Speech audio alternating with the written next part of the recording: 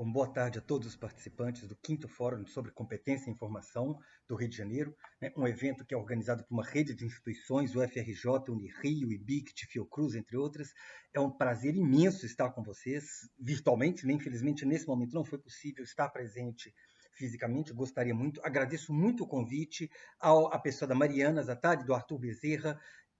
Fiquei muito honrado, né, com essa possibilidade de poder estar nesse momento participando, né, do evento, estar em diálogo com vocês, né, em alguma forma de diálogo. Eu fico particularmente feliz. O Rio de Janeiro tem sido, né, um polo de construção de conhecimento, de pesquisa e de aplicações em competência informacional ou em competência em informação. Competência é um tema extremamente importante dentro da nossa área hoje, né, e é um desafio colocado no mundo em relação às questões informacionais.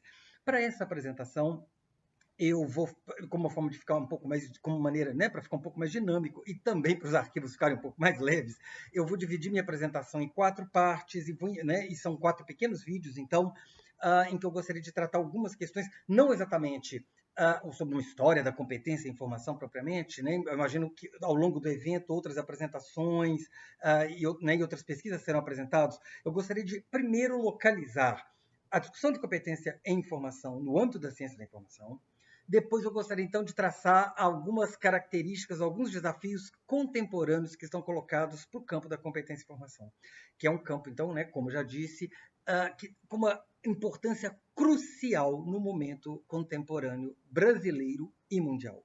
Então, antes de tudo, né, vamos aqui rapidamente mapear como é que se dá. Então, quando a gente fala em competência e informação, nós estamos falando de 2 termos, né, que têm significados, que têm história, né, e, na verdade, então, os dois são, a junção dos dois se constrói ou se constitui como uma sub-área no campo da ciência da informação.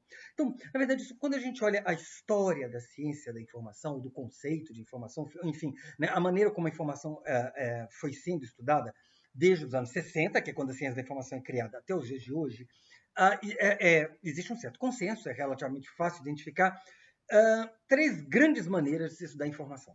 Né? Na verdade, então, há um primeiro momento, ali nos anos 60, em que, imediatamente após a Segunda Guerra Mundial, os 3 países vencedores da Segunda Guerra, né, Estados Unidos, União Soviética e Inglaterra, os 3 principais, eles percebem, né, é quando a gente, então, acaba a Segunda Guerra Mundial e entramos naquele período da Guerra Fria, é quando há uma clara percepção de que o desenvolvimento científico e tecnológico é diretamente responsável, é um fator-chave para a hegemonia de um país sobre outro país, né? Ou a hegemonia de um país, ou a posição de poder de um país no cenário mundial. Então, é nesse momento que há uma preocupação, há um incentivo, há um incremento de políticas de informação científica. Naquele momento, então vamos pensar, nós estamos falando dos anos 60, né? Naquele momento, o grande desafio era a transferência de informação, né? Era o transporte. Então vamos lembrar que nós estamos falando do momento em que não tinha internet, não tinha celular, né? Não tinha redes sociais. Então você tinha eventualmente um pesquisador, imaginemos, de Los Angeles, né? Ele está lá desenvolvendo uma pesquisa dele e ele descobre alguma coisa. Demorava um tempo até um pesquisador, por exemplo, de Nova York, do outro lado do país, tomar contato com aqueles conhecimentos. Isso nós estamos falando de um mesmo país, né? Imagina mais, se a gente amplia isso um pouco, né? Então, um pesquisador que está, não sei, né, na França ou que está na Itália descobre alguma coisa até esse conhecimento chegar nos Estados Unidos. Então, nós estamos falando de um momento em que o grande desafio era esse. Como desenvolver instrumentos, maneiras, técnicas, né? Então, traduções, resumo, palavra-chave, base de dados, enfim, né? Uma série de iniciativas para tentar fazer com que algo que foi conhecido, descoberto num lugar, chegasse com mais rapidez, com mais precisão, com mais exatidão num outro lugar. Então, é aí que se constrói, né, a ciência da informação, inclusive centrada no conceito de sistemas de informação, quer dizer, o sistema de informação é o conceito central da área, e, nesse momento, a gente poderia dizer, não existe ainda o termo competência. Mas se a gente fosse procurar ali, naqueles primeiros estudos, alguma coisa relacionada com competência, ou com aquilo que a gente chama hoje de competência, né, a gente perceberia principalmente que, ali naquele momento, existe uma preocupação, sim, em caracterizar usuários. Usuários de informação. No primeiro momento, os cientistas, né, os cientistas assim, então, separados por ciências exatas, por ciências biológicas, por ciências humanas, ciências sociais, né, enfim, as suas áreas. E o objetivo, então, e depois para o setor comercial, para o setor industrial, etc., né, outros tipos de usuário, mas ali naquele momento, o que se quer é o seguinte, bom, eu tenho um determinado público, um determinado usuário do meu sistema de informação. Então, eu preciso saber algumas coisas sobre esse público. Por exemplo, em que idiomas eles leem, né? Se eles sabem ou não usar o catálogo, qual o tempo de espera, o tempo tolerável de espera que eles podem ter para determinada informação, qual o tipo de fonte preferida por essas pessoas. Então, veja bem, na verdade, eu estou estudando pessoas, né, nesse momento, há um estudo, mas não exatamente para conhecer as pessoas, senão para extrair dessas pessoas determinadas características, determinados elementos que permitam o diagnóstico dos sistemas de informação para se ter a construção de sistemas de informação melhores. Então, nesse primeiro momento, a gente poderia dizer assim que se há alguma preocupação com alguma coisa parecida com o que a gente chamou de competência, nesse primeiro momento de estudo da informação, seria exatamente pegar determinadas características da maneira como as pessoas se relacionam com a informação ou com os sistemas de informação, então capturar isso, mapear, principalmente quantificar isso, então determinar, né, qual a parcela do meu público que lê determinado idioma, ou que está disposta a ler, ou que prefere ler livro em vez de artigo científico, ou que procura em outras áreas além da própria área de conhecimento. Enfim, então eu vou determinar essas características e vou utilizar esses dados, eu vou utilizar então esses elementos para melhorar os meus sistemas de informação. Então eu vou oferecer informação em mais de um idioma, eu vou oferecer com tal periodicidade, eu vou fazer o catálogo com determinados tais pontos de acesso, né? Eu vou ter determinadas fontes de informação e suportes diferenciados, dependendo da área de conhecimento, etc. Então, isso nos dá o tom, né? Assim, do primeiro momento em que o que significa estudar as pessoas e as habilidades ou para usar o termo, competências das pessoas no manejo da informação, ou lidar com a informação. Passaram-se alguns anos e em 1974, é criado, então, o conceito de competência em informação. E esse conceito, né, pelo Zukovsky, e aí tem uma história desse conceito, né? Mas então, quando ele já aparece na linha daquilo que a ciência da informação estava vindo a se tornar, né, ao longo da década de 70 e que é o grande modelo mainstream dos anos 1980, 1990, o chamado paradigma cognitivo, ou modelo cognitivo. Então, o que ele, na verdade, o modelo cognitivo ele é basicamente um estudo que sai do foco dos sistemas de informação e joga o foco para o usuário ou para o cliente. Então, nesse momento, o objetivo é ver como é. Então, a ideia de o cognitivo tem a ver com isso, né? Quer dizer, a relação da pessoa com a informação é entendida sob um prisma cognitivo, ou seja, sob um prisma de formação de conhecimento. Então, é nesse momento que aparece o tripé clássico da ciência da informação, nesse momento, que é dado, informação, conhecimento. Então, o dado, né, é aquilo que existe, o dado que existe fisicamente, é um livro, um documento, um filme, um registro sonoro, uma fotografia. O conhecimento é aquilo que nós temos nas nossas mentes, aquilo que nós sabemos, aquilo que nós conhecemos, que nós entendemos. E o que é informação? A informação é o produto da interação entre os dois.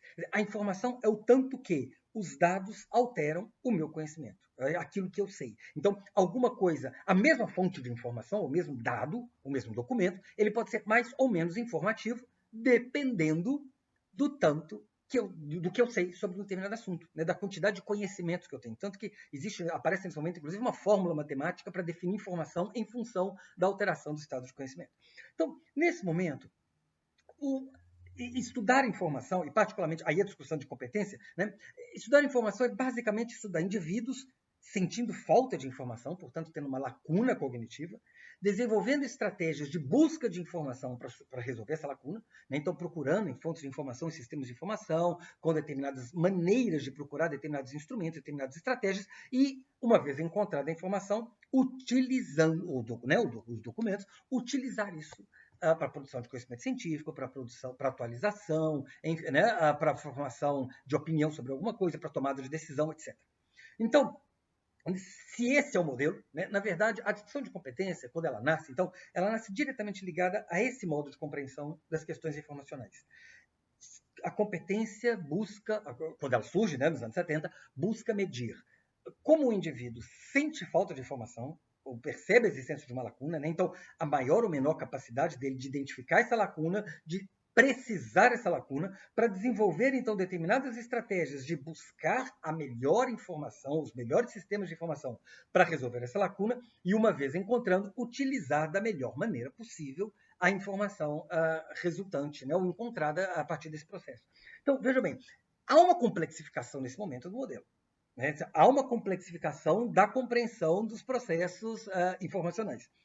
Embora ele ainda deixe de fora um monte de coisas, por exemplo, questões ideológicas, a questão de verdade ou mentira da informação, a questão cultural, enfim, né? Uma série de outros elementos, porque o grande foco nesse momento é o indivíduo. Então, os problemas informacionais, eles são analisados, estudados da perspectiva de um indivíduo. O que a gente tem, então, no finalzinho dos anos 1990, começo do século XXI, é uma mudança de compreensão dos fenômenos informacionais, em que a informação deixa de ser entendida, né, apenas como transferência, como no primeiro momento, ou apenas como cognição, no segundo momento, e ela passa a ser entendida numa característica, numa maneira mais ampla, relacionada com a realidade, relacionada com a cultura, relacionada com a memória. Então, informação não é mais um processo de transferência ou de transmissão de dados, ela não é apenas um processo de preenchimento de lacuna cognitiva, mas ela é essencialmente uma ação por meio do qual nós, seres humanos, criamos documentos. Então, né, nós informamos o mundo, né, nós damos existência material àquilo que nós pensamos, mas também é um processo reverso por meio do qual nós nos formamos a partir dos documentos que existem no mundo, a partir do registro de conhecimento disponíveis possuído pela humanidade.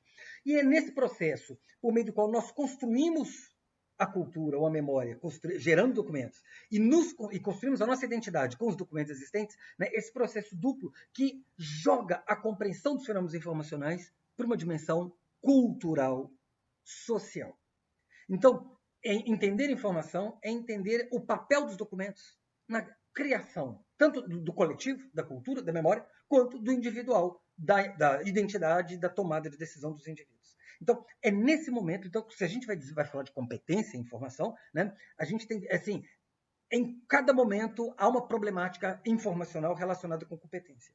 E hoje, então, século XXI, nós estamos falando de determinadas questões que se relacionam com essa visão social e cultural dos fenômenos informacionais.